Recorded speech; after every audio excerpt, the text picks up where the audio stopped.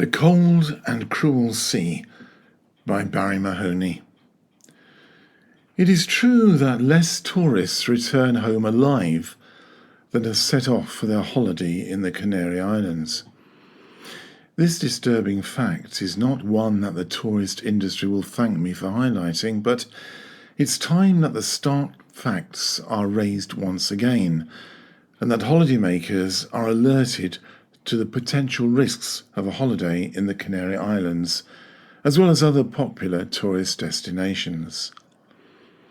The Canary Islands are a wonderful place for a holiday, but it's best not to return home in a coffin.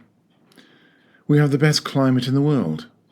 Each of the 7 inhabited islands are unique and offer a range of activities and experiences that will enrich the spirit of even the most hardened and cynical traveller. The problem for tourists is not the islands, but the Atlantic Ocean. Ours is a cold and cruel sea. It is deceptive in its appeal, but it's not the Mediterranean Sea. Many tourists forget this and quickly succumb to the delights of this turbulent water. Its many charms lull the unsuspecting tourist into a false sense of security with its frothy and inviting appeal to swimmers, surfboarders, windsurfers, but those with a true knowledge of the Atlantic Ocean will be only too well aware of its rapidly changing moods and boiling anger that erupts from time to time. Every year I see that the Canary Islands are placed at the top of a very disturbing league table for drownings, with most of the casualties being tourists. Statistics indicate that 1 tourist drowns every 6 days in the Canary Islands, a record that is one of the worst in Spain.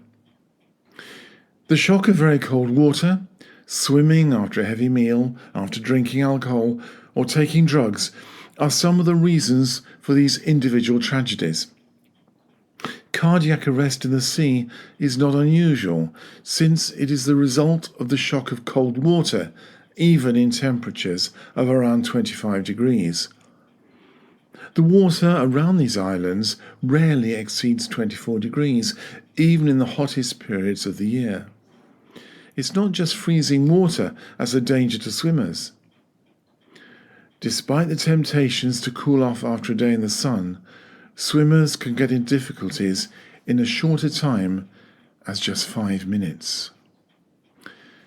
Many tourists forget that high winds, rough seas, and treacherous currents are the main reasons for many drownings that take place each year. A strong undertow and unpredictable rip currents are also a grave danger to swimmers. They are unseen and unpredictable. They catch swimmers without warning and carry them a considerable distance out to sea. Rough seas around our beautiful coastline can also be a danger for unsuspecting walkers, which may occur even in what appears to be good and settled weather. It depends what the mood the Atlantic is in, and freak waves have sometimes swept walkers out to sea. Some of these issues were brought home to me a short time ago when I visited one of our popular local beaches. It was a beautiful yet stormy morning, and the red warning flags were flying. Despite these warnings, there were many swimmers in the sea, together with several surfboarders. I spotted 2 lifeguards urging swimmers to come to the shore for safety, which most obeyed.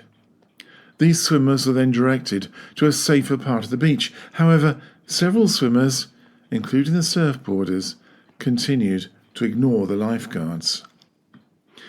It is this attitude of bravado and ignorance that is behind many swimming tragedies, and it's hard to legislate against foolishness. Sadly, it is also these attitudes that place the safety of lifeguards and other members of the emergency services at risk. Despite the best efforts of the island's government, the municipalities and the emergency services, swimming tragedies continue to occur far too frequently. You have been listening to The Cold and Cruel Sea by Barrie Mahoney.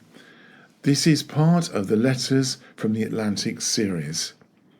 You can find out more about me, my books, podcasts and blogs by visiting my website, which is www.barriemahoney.com. And thank you for listening.